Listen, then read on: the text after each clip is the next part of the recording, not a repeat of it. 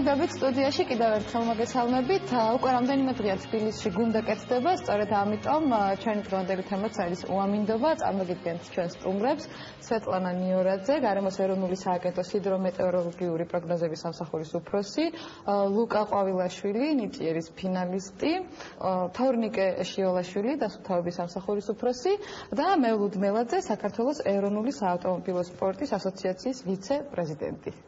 პირველ რიგში მინდა თქვენ კითხოთ, ქალბატონო სვეტლანა, რა პროგნოზები არის ზოგადად თბილისსა და რეგიონში? გამოიდარებს თუ ისევ გველოდება უამინდობა, სიცივე და ყინვა?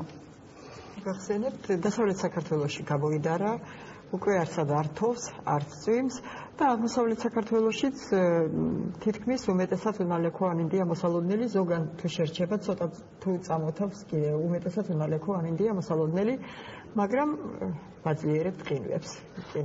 მეერე თუ გველოდება კიდე რამე?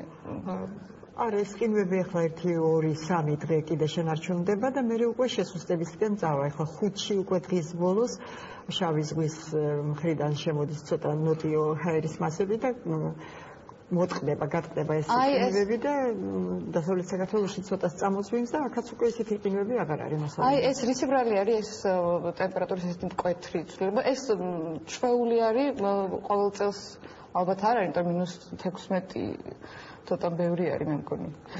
არა, ჩვეულებრივი ამბავი ნამდვილად არ არის, თან თებერულისთვის უფრო უჩვეულოა, მაგრამ ანომალიაც არ არის. უფრო ცივი ზამთრები და თებერულები ყოფილა საქართველოში, მაგალითად თბილისში 72 წელს დაფიქსირდა -14 გრადუსი ყინვა ღამით და დღისით იყო სულ -5, -6 გრადუსი ზუსტად თებერულის დასაწყისში.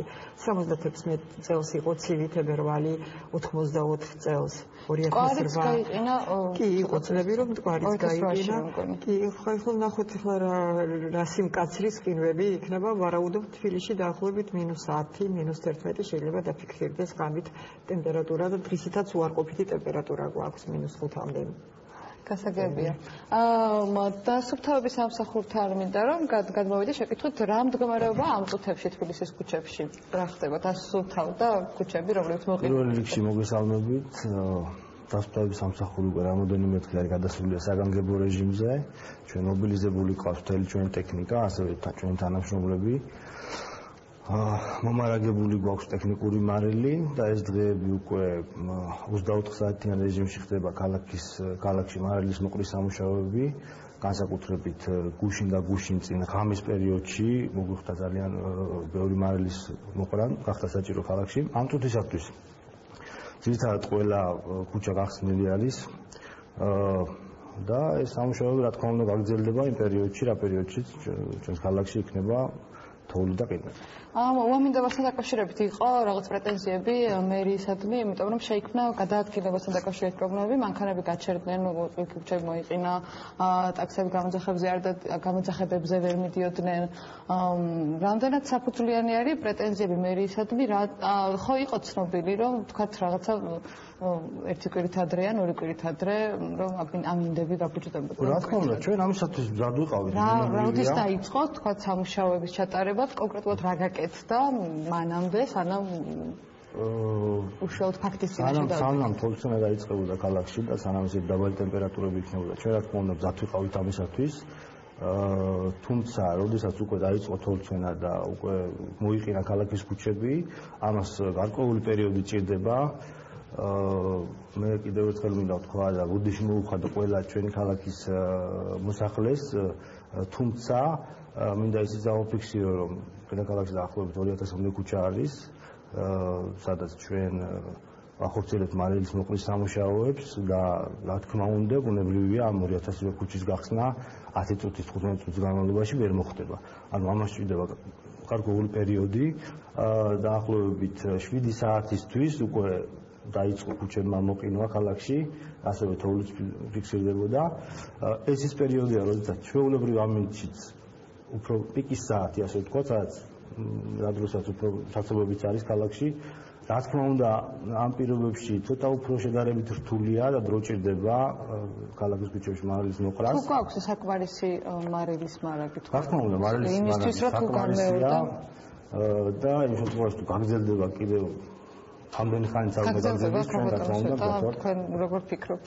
კი, ჯერჯერობით იქნება ყინვები. ამ დაპირდება 5-დან წავა შესუსტებისგან. კი, ჩვენ არ ეს მაგია გვაქვს რა თქმა უნდა, აი დღესაც ამ წუთისათვისაც ტექნიკა უკვე დატვირთულია ტექნიკური მარილით, თუმცა თოვლი ჯერ არ მოდის, მაგრამ ჩვენ მაინც მზად ვართ და სადაც საჭირო იქნება მარილის მოყვა მთელი ღამის განმავლობაში, რა თქმა უნდა, ჩვენ ამას გავაკეთებთ. მეულოდთან მინდა გადავიდე შეკითხვით, ბატონო მეულოდ, ბევრი მანქანა გაჩერდა თბილისში, თოვლი მოვიდა, გზები დაიყინა და უცებ აღმოჩნდა, რომ ქუჩებერი ცარიელი, იმიტომ რომ არ ვიცი რატომ, მაგრამ ვერ იარეს მძღოლება, ტაქსებს ვერ ვიძახებდით, ვერ გადავადგილდებოდით. თქვენ გამოცდილი მძღოლი ხართ და დიდი ხანია, ალბათ ბევრი ზამთარი გამოგიულიათ საკუთარ მანქანასთან ერთად. რა შეგიძლიათ ურჩიოთ მძღოლებს, რომლებიც არ ემზადებიან, ან ნაკლებად ყურადღებიანები არიან, ან არ ფიქრობენ, რომ ჯერ კიდე დიდი დროა ზამთრამდე და უცებ აღმოჩნდნენ, ასე ვთქვათ, შარში, იმიტომ რომ გაიყინა ყველაფერი. კი, ზოგადად ეს ჩვენი პრობლემაა, სანამ ფაქტის წინაშე არ დადგებით, მანამდე არ ვამზადებთ არაფერს, ანუ არ ზამთრის საბურავებს და გადავდივართ, ოდნავ როგორც კი დაიწყო პრინციპში, მაშინვე არის საჭირო რომ გადავიდეს ზამთრის საბურავზე, იმიტომ რომ გარდა იმისა, რომ მანდის ბოლოსკენ უკვე უნდა კონდეს ზამთრის საბურავები, იმიტომ რომ ეს პირველი, რა არის ყველაზე მნიშვნელოვანი რაც ზამთარში საბურავი არის პირველი ყველაზე მნიშვნელოვანი, იმიტომ რომ იმით დგავართ ზედაპირზე, ანუ ვეჭიდებით. ფეხსაცმელია. ნუ არ გასულა ჩვენ ფეხსაცმელი, ანუ პადოში ზირიანი ფეხსაცმელი არ უნდა იყოს, უნდა იყოს რეზინის ზირიანი, ესე საბურავების შემთხვევაში. ну გარდა ამისა ძალიან ბევრი წვრილმანია, ანუ სულ აი შეიძლება აკინძო და აკინძო წვრილმანებისგან გამოცდილება ძალიან საჭიროა, ამიტომ რა არის წვრილმანები, აი ბევრი მაგალითად გაყინული დაგვდა და კარებს ვერ აღებ მაგალითად რა უნდა ქნა მაგრამ ცხელი დავასხით მეგობრის კარს გუში კარგი ვერსია არის ეგ არსებობს პრინციპში რაღაც უმარტივესი ხსნარები და გასამართლებლებზე ესენი იყიდება რომელსაც მიასხავ და ძალიან მარტივად იღებ იმიტომ თუ დავასხით წყალი იმ წუთშივე გავაკეთებ კი მაგრამ მე ხო გვინდა ისე რომ გადმოვიდეთ შუშაზე არ ვარ გაწყლის დასხმა იმიტომ რომ ის მასამთლიან მაინც ცივია იმ წუთში შეიძლება ჩამოაშოროს მაგრამ მე გაიყინება ან ჯერ უნდა დავქოქოთ მაინც ავტომობილის შიგნას გათბეს და მხოლოდ ამის შემდეგ შეიძლება დავასხათ რომ შიგნას სითბომ გააწონოს სწოროს და ისე უცებ არ გაიყენოს რომ შეიძლება სულად დაფშვნას კიდევ წინა ჩვენი საქარემინა კიდევ მოვისმინე ხელის მუხრუჭი რომ ამოწეული იყო და მიეყინა. კი, აი ხელის მუხრუჭი. აი მას დროს რა უნდა თქვა, გაყინულ თუ დაგხვდა. ბევრი წვრილმანი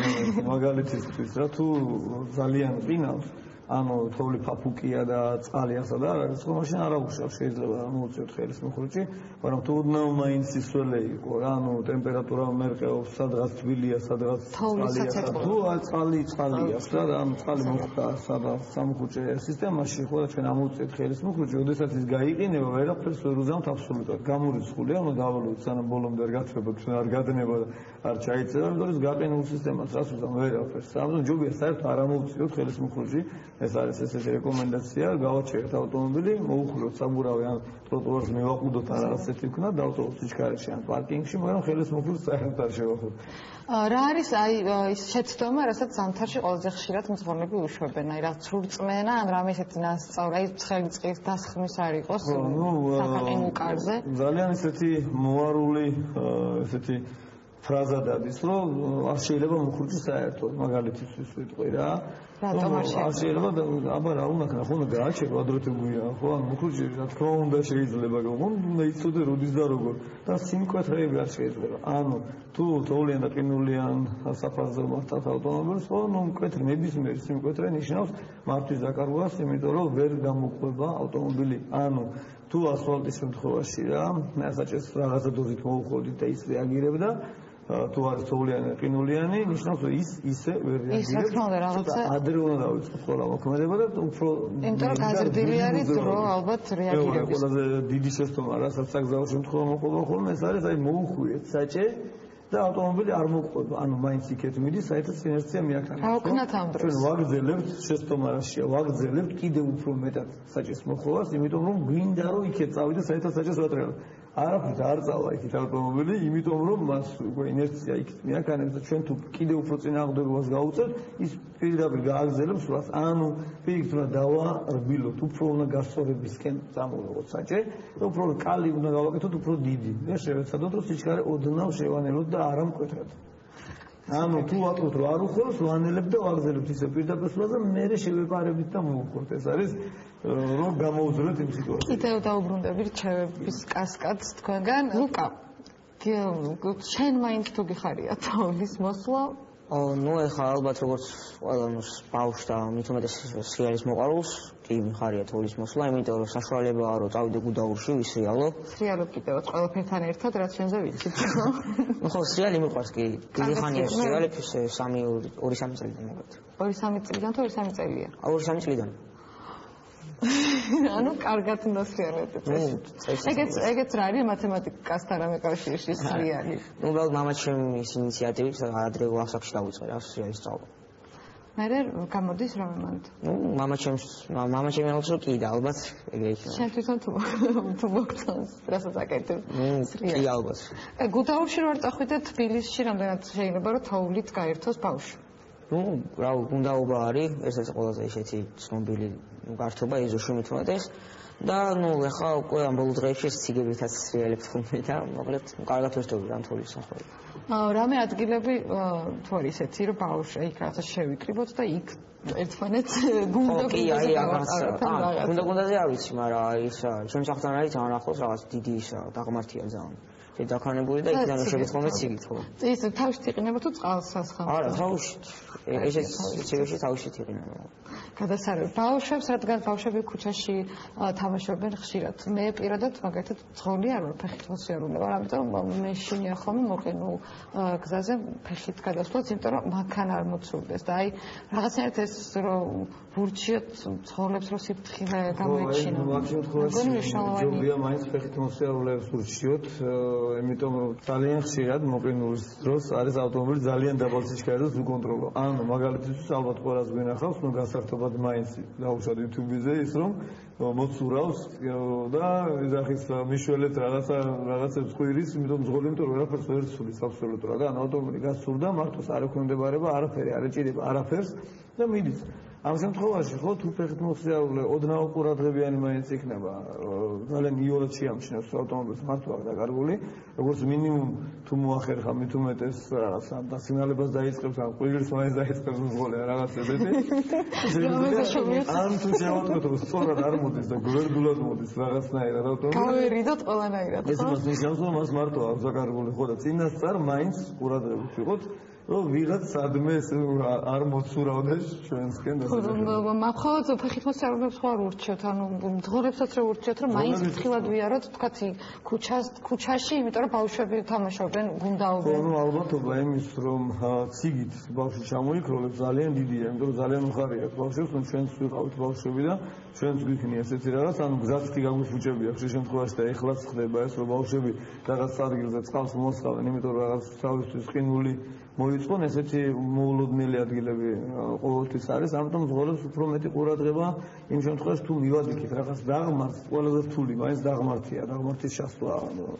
თუ მივადგით რაღაც დაღმართს, ჯობია წინასწარ გადავიხედოთ მაინც ახლა, რომ ვიღაც მოყენული ხო არა, ან ვიღაც ხო არ ციგაობს და დაშვებითაც თუ დაღმართზე მაინც გადავწყვიტოთ რომ დავეშვათ და ვიტყვი რომ არ დავეშვათ, თუ მოყენულია, ჯობია შორიგზდან მოყვაროთ შენ მშვიდობით მივიდეთ, მაგრამ მაინც თუ გადავწყვიტოთ რომ დავეშვათ, ვიპოვოთ ანუ თვალეთ ისეთი ადგილი, სადაც უფრო ხაოიანია, ან ტროტუართან ახლოს ჩავყვეთ, იმიტომ რომ იქ არ არის ხოლმე მოყინული ბოლო შემთხვევაში საბურავს მაინც მივაყდნობთ და გაჩერებაში გამოგვადგება, ან რაღაც ისეთი ადგილი შევარჩიოთ, საერთოდ შეიძლება გზიდან გადავიდეთ კიდევაც და ისე ჩავიაროთ ის მონაკვეთი. გასაგები და მაინც ჩვენ ფონატოლებსაც უთხარი რომ ეგეთ ადგილებში არ იციგავთ. თქვენთან გაბატონო სეტა, მე მეკითხოთ დააგვიანა სეზონის გახსნა გუდაურში და ბაკურიანში რაღაცა ათეული არაფრით არ მოვიდა, ნუ აქამდე. ეხლა რა ხდება? ნამდვილად ეგრეა, გუდაურში არ ყოფილა რამდენიმე წელკაიხანია ასეთი გუდაურში ყოველთვის თოვლია, დეკემბრიდან დაწყებული იანვარის ყოველთვის თოვლის წელს არა დაეგვიანა. ეხლა 85 სანტიმეტრია თოვლის საფარი გუდაურში. გიხარობენ თანხმობრივიც არის, ეხლა ასე ადვილად ვერ დადნება ეს თოვლი. ბაკურიანში ცოტა ნაკლები თოვლია, იქ 9 მეტრამდეა, 48 სანტიმეტრია სადღაც თოვლის საფარი. და დასავლეთში უნალექვა მინდებია, ეხლა იქ ისეთი არაფერი არ ხდება.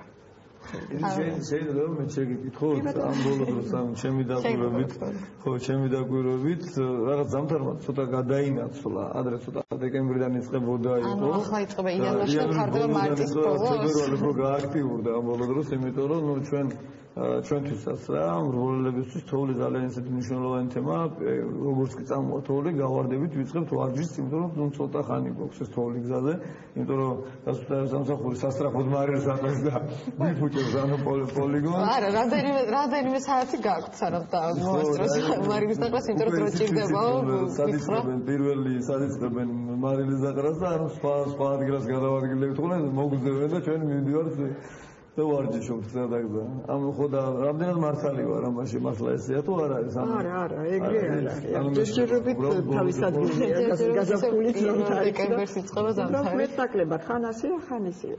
ყველაფერი ამ ატმოსფეროში რაც ხდება იმ პროცესებზეა დამოკიდებული. დასაგებია ლუკა შენთან მინდა გადმოვიდე შეკითხვით შენთვის რა არ არის თბილისში იმისთვის რომ თბილისი იყოს თოვლის დროს აი ძალიან კარგი ქალაქი. ну ამ პერიოდში ახლა არაფერი ალბათ მაგრამ არა ხო ეს ყველაფერი მომწონს ხო აღმერთებით საკვარისი არის იმისთვის რომ ციგით ჩამოსრიალდე ხო არა ისე ახალწელს რომ ყოფილიყო თოვლი უკეთესი იქნებოდა რაღაც უფრო ისე ახალწლო განწყობა იქნება და რაღაც დიდი მადლობა გისურვებ რომ შემდეგ ახალწელს იყოს თოვლი იმედი ამაში თქვენ დაგვეხმარებით კიდევ ერთხელ დიდი მადლობა ჩემთან სტუმრობისთვის არ გადავდართ მარე დავგვიმდებით